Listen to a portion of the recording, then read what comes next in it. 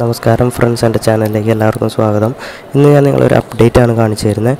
എൻ്റെ 3.5 മാസം പ്രായമായ ബീറ്റാസിനെയാണ് കാണിച്ചു തരുന്നത്. ഇപ്പോൾ ഇവറ്റങ്ങളെ ഞാൻ കീപ്പ് ചെയ്തിരിക്കുന്നതെന്ന് പറഞ്ഞു കഴിഞ്ഞാൽ കോമൺ ടബിൽ ഫീമെയിൽ ബീറ്റാസ് ഉണ്ട്.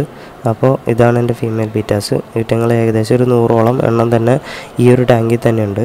അപ്പോൾ ഇവറ്റങ്ങളെല്ലാം വളരെ ഹെൽത്തി ആയിട്ട് ആക്റ്റീവായിട്ടാണ് ഇത് ചെയ്യുന്നത്.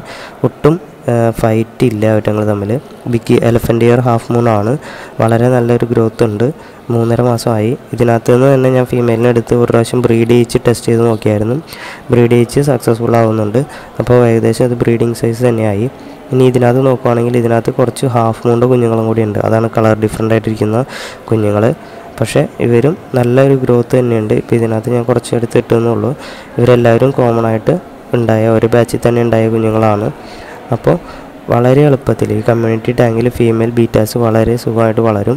ഇവറ്റങ്ങൾക്ക് വേണ്ടതെന്ന് പറഞ്ഞു കഴിഞ്ഞാൽ നല്ല ഹൈഡിങ് പ്ലേസ് ഉണ്ടായിരിക്കണം, നല്ല ഫീഡ് ഉണ്ടായിരിക്കണം. ഇപ്പോൾ ഞാൻ ഇവറ്റങ്ങൾക്ക് ഫീഡ് ചെയ്യുന്നതെന്ന് പറഞ്ഞു കഴിഞ്ഞാൽ ഇപ്പോൾ ഈ ഒരു സ്റ്റേജിൽ ഫ്രോസൺ ആർട്ടിമിയാണ് പ്ലസ് പെല്ലറ്റ് ഫീഡ്സും ഞാൻ ഫീഡ് ചെയ്യാറുണ്ട്. 2 ടൈമാണ് ഫീഡ് ചെയ്യാറ്. പിന്നെ മൊയിന ഒക്കെ കിട്ടുന്നതനുസരിച്ച് മൊയിന, മൊസ്കിറ്റോ ലാർവ അവറ്റങ്ങളെയും ഫീഡ് ചെയ്യുന്നുണ്ട്.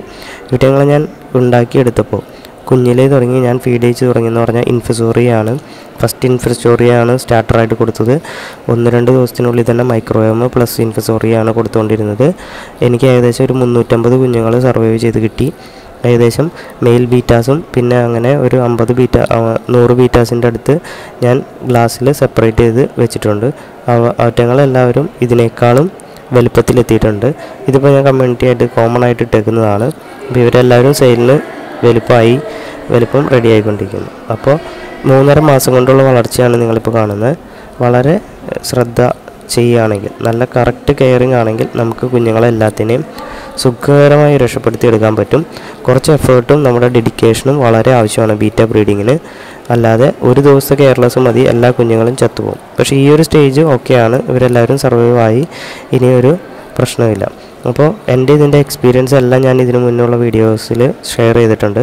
ഞാനിപ്പോൾ നിങ്ങൾക്ക് ഇതിൻ്റെ ഒരു വലുപ്പവും വളർച്ചയും അപ്ഡേറ്റ് ചെയ്തതാണ്.